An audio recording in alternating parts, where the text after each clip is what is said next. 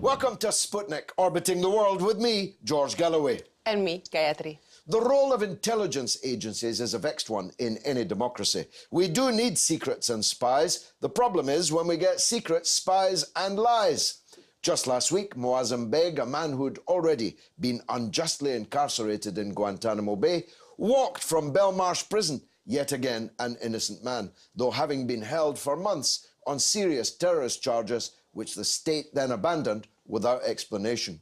These things have been happening again and again. Politicians have to take the rap, but they're usually acting on the advice of our spies. So, who are our spies? Are they James Bonds or Austin Powers? Our first guest was one of our spies in MI5. She can't tell us everything she did, or else she'd have to kill us. But she still might be helpful, and she comes in peace on board the Sputnik. She's Annie Mashon. Annie, let me start, if I may, with the Moslem Big story. A man unjustly incarcerated in Guantanamo Bay and now in our own sort of mini Guantanamo Bay in Belmarsh. The state abandoning the case, even though it would have been a case warranting 15 years of imprisonment, yes, if he'd been found guilty, without a word of explanation. Can you shed any light? I know you're not, of course, operational, but you do know how these agencies work. What might have happened? For me, it seems that it was probably some sort of, let's try and avoid embarrassing court cases, which would bring in the security angle and the political angle. So you have a situation where he would have claimed, quite rightly, moral equivalence with what our spies and our armies get up to, our military gets up to, in illegal invasions, illegal occupations, and all that sort of thing.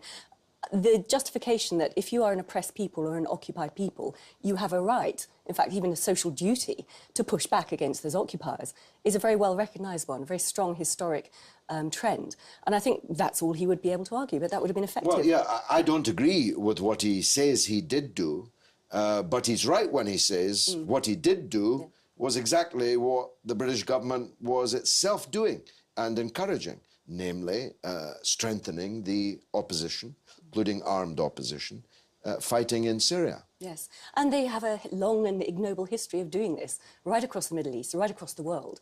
And every time they do it, it seems to go wrong. And every time they do it, they create more blowback. We have a long history now of huge errors and blunders that almost always fail, almost always have the opposite effect as was claimed for them when they were embarked upon. Who should we blame for that? Is it the agencies? Is it their political masters who are setting them the wrong tasks? Or is it a systemic thing? Does it flow from secrecy? Too much secrecy? It is systemic. It does come from too much secrecy and the fact that they can get away with whatever they want to get away with. So there is a long list of scandals, we know that, but those are only the ones that have come out. There are many, many other mistakes and cock-ups and things like that that go on, which they can then lie to their political masters, and they do it time and time again. And in fact, most of the former heads of the intelligence agencies and former top cops have said quite publicly they blenched because they didn't tell the whole truth to the Intelligence and Security Committee in Parliament, or they lied. In fact, they have been caught out lying, MI5, when they said originally they were not involved in torture. And then the last boss, but one, I think, had to admit he had lied. They had been involved in torture, and that's why they've been having to pay out compensation to the torture victims of the British state. But I do think it is systemic as well. We have a situation, a very sort of British muddle, where our intelligence agencies have evolved over 100 years, and they've never been properly controlled, they've never been properly overseen. In fact, they didn't officially exist until 1989. So they have got very used to working with complete secrecy. And anyone inside who rocks the boat and asks ethical questions or says, should we really be doing this, is told to just shut up and not follow orders. So the ones who are the yes men tend to progress and get to the top positions. And you get this sort of very closed groupthink And I think this also contributes to the moral slide, the moral degeneracy that we see, where MI5, for example, can get re-involved in torture when it had avoided it during the 1990s. Just one other aspect around this. I think MI5 is a bit of a historic throwback. I'm not quite sure what its role is in a modern democracy. Because we have a situation, we have the listening post, the government communications headquarters in Cheltenham, allied to the NSA. We have MI6, which is like the CIA, our foreign intelligence gathering organisation. And what's our equivalent for the FBI, for example? It's the National Crime Agency, with police powers to arrest and carry out executive action. MI5 does not have that. MI5 seems to be duplicating what the National Crime Agency does, but with fewer powers and greater secrecy. And this more is money, very much so, proportionally. yes, yeah. So what is its role in a modern democracy? I mean, to spend so much time just hoovering up all our information and watching the population, it's beginning to remind me much more of the Stasi in East Germany. My active involvement in these matters goes back to the early 1980s. I became friends with the late Lord Wilson as Harold Wilson, 4 times the Prime Minister of Britain. I sat many times in his rather gloomy flat in Victoria, and he regaled me with the destabilisation of him as a suspected communist by British intelligence. Nothing could be further from the truth, of course, by British intelligence. Then I was swiftly into the miners' strike, in which I was deeply involved virtually every single day of the whole year of strike, and the penetration of that strike by British intelligence, MI5. And of course, as a prominent opponent of the Iraq War, here we were back again with the intelligence services, either at the behest of the political leadership or just to please them, feeding false information, fake information into the policy-making process. So I'm wondering if the time hasn't come, and you alluded to it there in your previous answer, to actually abolish MI5. That'll probably get me some difficulties later on when this is broadcast. But really, I'm wondering, what is their role? And an agency with so many mistakes to its discredit, surely at one point or other forfeits the right to continue to receive vast sums of public money. Well, not only receive vast sums of public money, but also abuse our basic freedoms throughout this country. It's a very good question. I can't see what they bring to the intelligence table, which is unique. In the old days, of course, they started out as a counter-espionage agency, particularly against the Soviet Union, the Cold War. And as a sort of knock-on effect of that, they then really built up this vast counter-subversion section, which investigated UK citizens purely for their political beliefs. And this covered hundreds of thousands, up to 1 million UK citizens for their involvement mainly in left-wing politics. And then the Cold War ended. What were they to do? Suddenly it looked like they'd lost a great chunk of their work, yeah. So this is when there was some very clever manoeuvring behind the scenes, where the head at the time, Dame Stella Rimington, seized control of the investigation of the Provisional IRA and other Northern Ireland terrorist groups in the UK mainland, and they took it from the Metropolitan Police, which caused huge ructions behind the scenes, by the way, because all these different agencies are competing for the same powers and resources. So we have a situation where a counter-espionage intelligence agency used to working against very slow-moving targets, you know, going and bugging the Soviet embassy or following a few political activists. I know, that sort of thing. Suddenly they were put in charge of these really fast-paced terrorist investigations, which in those days you had to gather the information, gather the intelligence, and of course, crucially, gather the evidence, so that if you could put a terrorist suspect on trial in front of a jury of their peers. Now we've lost that. I mean, if we have a terrorist suspect, we just bang them out without due process, like Mozambique. But in those days, that was the key point. Now, MI5 officers had no training in evidence gathering. They had no training in that whole due process. And I think that also led to a number of massive mistakes that I saw along with David Shayler back in the 1990s. Of course, the crucial difference between the police and MI5 is that, obviously not perfectly, but the police are accountable. They can be held to account for mistakes that they make. MI5 cannot. The money that's voted to them is not questionable in the House. Their mistakes are not questionable. Ministers say we never comment on intelligence matters. At least you can have the Commissioner of the Metropolitan Police in front of a select committee. You can grill him. Parliamentary questions can be asked of the Home Secretary about him, or her, as might soon be the case. That's a key point, isn't it? And you're a transparency campaigner. That's one of the key reasons why we must raise this question. Absolutely. Our intelligence agencies are the least accountable and most legally protected of any Western country, although it looks like America is rapidly beginning to catch up on that front. They're hedged around by a whole series of laws to protect them against disclosure and to protect them from accountability. So in 1994, we had the Intelligence Services Act put in place to govern MI6 and GCHQ, which crucially put into Parliament as well the Intelligence and Security Committee in Parliament, which is actually appointed by, or for a long time was, only appointed by the Prime Minister, and its findings were vetted by the Prime Minister, and it was only there to look at policy, finance and administration. It had no powers whatsoever to investigate allegations of misconduct. Now, this has been beefed up in the last year. Yeah, but it's still filled with trustees. It's filled with placemen, and it's chaired by Sir Malcolm Rifkind, who, as soon as the whole Snowden stuff started coming out, especially about GCHQ and how they're running rampant against the privacy of 500 million Europeans, then Sir Malcolm Rifkind says, oh, I've asked them, and they say they're operating within the law. It's all hunky-dory, don't worry, I know what's going on. And yet, I know from the inside, and it was part of the whistleblowing I did with David Shaler in the 1990s, quite how easily they can lie to the Intelligence and Security Committee, how they can lie to their political master, the Foreign Secretary. And they do, repeatedly. It is an extraordinary situation, and it's not that we're without perils. There are terrorists, there are plots, there are dangerous people operating in our country. So it's not just that because we're liberals, as a matter of fact, I'm not a liberal, that we are making this critique. It's not just about the ethics, it's about the efficiency and the competence of these agencies. Yes, and because they are so secret, they can get away with being incompetent and by making mistakes, because they can lie about those mistakes, so they don't learn the lessons. So they continue to make those mistakes and they continue to put our safety at risk. Now, all this war on terror stuff, of course, started with 9/11, and it started with American hysterical over-response globally and brutally to this terrorist threat, this eviltude. And yet, of course, in the UK, we have far more experience of a realistic threat on a daily basis from Irish terrorism, for example. And I remember all the same debates about civil liberties and things going on in the 1980s. And at that point, we did not give away all our basic freedoms. We did not give all these new powers and new resources to create this massive spy infrastructure. What we did was targeted, often human-led, proper intelligence investigations to gather evidence and then put these people on trial if necessary.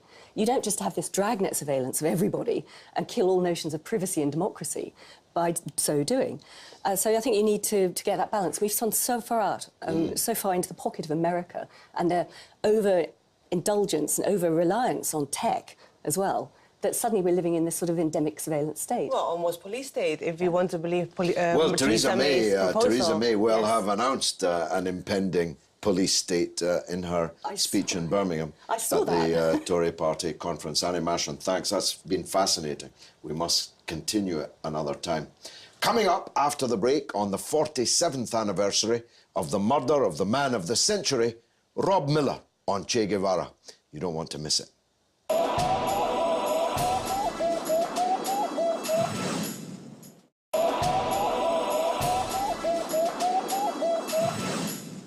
Welcome back to Sputnik. He was not Cuban, but he risked his life many times in the cause of their liberation. He was not African, but he fought alongside the greatest of all African leaders, Patrice Lumumba, in the Congo. He was neither Asian, but he fought US imperialism in Vietnam. And he was not Bolivian, but he gave the last of his life's blood, making revolution against fascism there. He was the most inspiring man of the century, and in my view, he still is. Joining us now to discuss Comandante Che Guevara on the anniversary of his murder by US imperialism is Cuba Solidarity Campaign Director Rob Miller. But first, Gayatri, dressed for the part, took the microphone to central London to hear the voice of the people. I'm sorry, I don't know who he is. You don't know? No. All right. I don't know Che Guevara. I can't say I know much about him, unfortunately. Che Guevara? No? I know nothing about him, to be honest. I know of him. You know I Che know Guevara? nothing about him, yeah. I just know he's somehow iconic and that everybody talks about him. You know, he stands for so many good things, although he's a romantic figure, I suppose. Obviously, he was against capitalism, so if I'm completely honest, I'm not especially impressed by people who wear Che Guevara t-shirts, because I think they're just buying into capitalism, which is exactly what he's against. A friend of mine went to Cuba 2 years ago, and she brought me a cigar with his face on the case of the cigar. But I don't smoke, so I keep it as a, as a souvenir.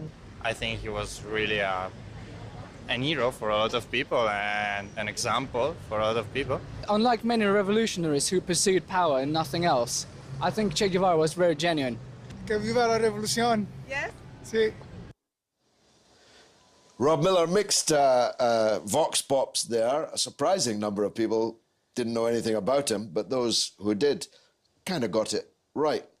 How do you account for this global phenomenon, this picture, the famous picture, which you were, I know, deeply involved in getting justice for the photographer on? This picture must have been reproduced more than any picture of any person in history. How do you account for it all? Well, I think Che was a beautiful man. He was incredibly handsome. That image really sells him as that man, a man deep in thought, but with a purpose. And I personally think it's more than the image. It's about his beliefs, and it's about what he achieved as a person.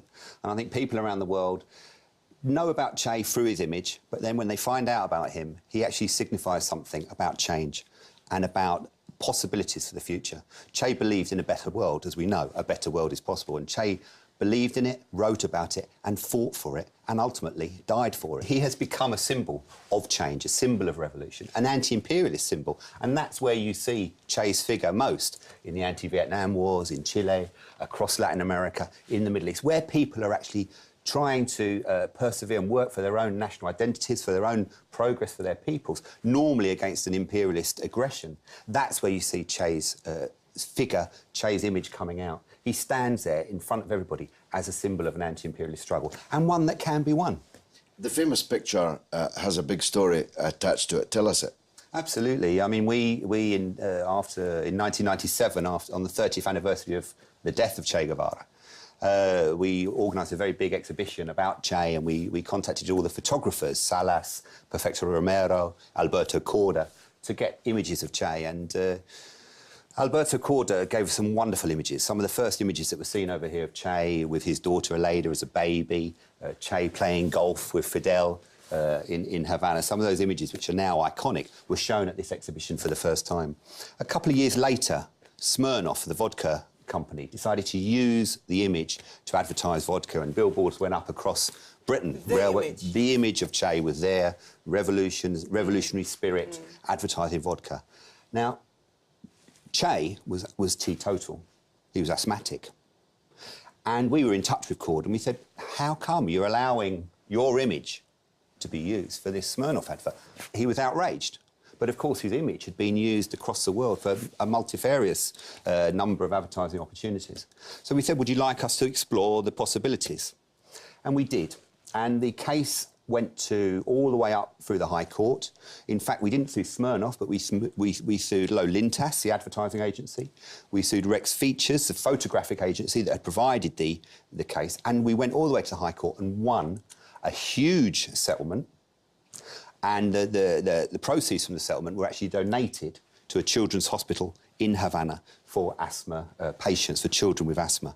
But the case revolved around whether Corda had been an employee of the newspaper Revolucion when he took the original photo, or whether he owned the actual copyright because he took the photo, it was his negative, Revolucion didn't exist anymore.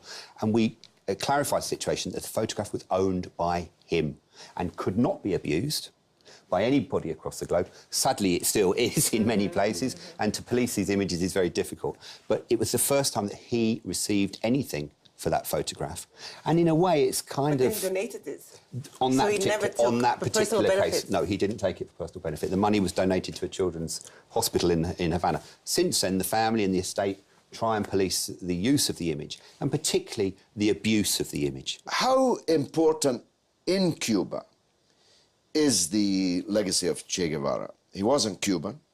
He left the Cubans a long time ago, in the mid-1960s.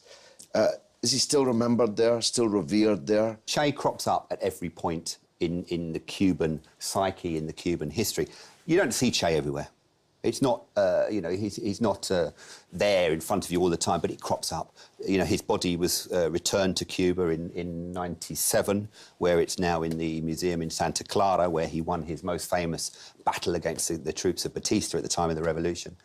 And he's referred to by children in the streets, by people working, as a model of how we should strive as a nation to be. We should be like Che. And that's something that I think is terribly important for the Cuban people, to know that Che is this symbol and that they can be like Che in terms of their internationalism and their love for humanity, which, for us, we believe very much the Cuban Revolution is all about. He's a good example of how you can win even whilst losing. He lost his life in Bolivia. The putative revolution that he was trying to spark in Bolivia failed. But now we have one of the best and most progressive governments in the world in power in Bolivia. And the United States, by murdering him, actually made a very grave mistake. They even took pictures of the dead Che, but quickly realized they must suppress them because the Christ-like figure of Che lying there dead would have been even more potent, actually, than Korda's pictures. What happened to, if you know, the people who took the decisions and who fired the bullets into Che Guevara? Well, it's a very interesting story, the specific story. I mean, Che was murdered, and he was murdered by the CIA. What is fascinating, and it came out a few years ago, the guy who shot Che Guevara was a Bolivian sergeant called Mario Terán. And he was the one who was ordered by the Bolivians, by the CIA, to kill Che. And in 2000, he cropped up, I think it was 2000, possibly, no, 2007, I think. He cropped up because the Cubans were running their international missions, and one of their international missions was Operación Milagro, which is the restoration of sight for people with cataracts. And they had Cuban doctors right up in the hills of Bolivia. A little old guy comes in, virtually blind from his cataracts. And he's treated by the Cubans, as they treat everyone free of charge in the Operation Milagro, which is a joint enterprise with the Venezuelans and the Ecuadorians and the Bolivians. A few months later, Mario, the son of the guy, writes a letter thanking these doctors.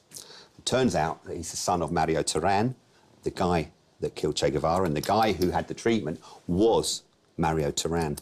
And you talk about turning Che into victory because, of course, the Cuban newspapers published the fact that there you are, Cuban doctors, free of charge, no bitterness whatsoever, actually restored the sight of the very man who had been the person who shot the bullets that killed Che Guevara.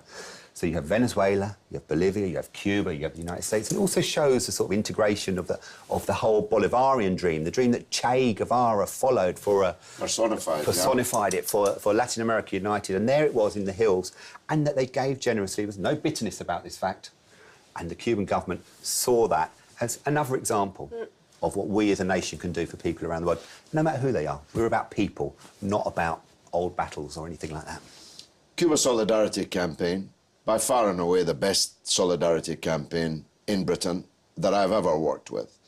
How do people help you? How can they get involved? Well, specifically on this question, 29th of November, and I know you're coming along, we've got a big conference in London, the Latin America Conference, and the daughter of Che Guevara, Aleida, his oldest daughter, Aleida Guevara, will be in London at that conference, talking about the legacy of Che, but also about the blockade against Cuba, about the struggle for freedom for the Cuban Five, the Miami Five, who are locked up in US jails. So that would be a wonderful opportunity for people who are particularly interested in Che. But obviously, contact us at any time. We're the Cuba Solidarity Campaign on the web. You can get us by looking online and getting in touch. We're a membership organisation, and we campaign primarily against the blockade, for better relations between Britain, Europe and Cuba, and obviously for the question of sovereignty for Cuba, free from outside aggression, and particularly from the United States. Comandante Che Guevara, presente.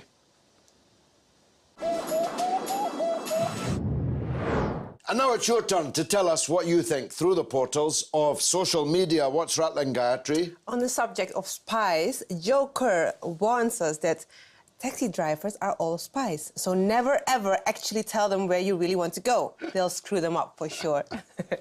And Alpha Renegade tells us that actually Britain's spy agencies are neither James Bond nor Austin Power. It's more Johnny English. On Che Guevara, Comandante Che Guevara, Mevash Amin says that I had it on my wall in Paris when I was a student there. The poster boy for a less materialistic generation. And Hamid Sharokni says it's an image of a courageous visionary who indeed was the most complete human being of our age. I think there's no doubt about that. And I think neither is there a doubt that 100 years from now, 200 years from now, this image will still be rallying and inspiring people. He really was the man of the 20th century for me. So, well, that's all that we have for this week. Which, alas, means that's the end of the show. You can keep in touch with us on Twitter at @RT_Sputnik, and on Facebook you can like us on Sputnik on Russia Today. It's goodbye from me, Gayatri. And from me, George Galloway. It's been marvellous.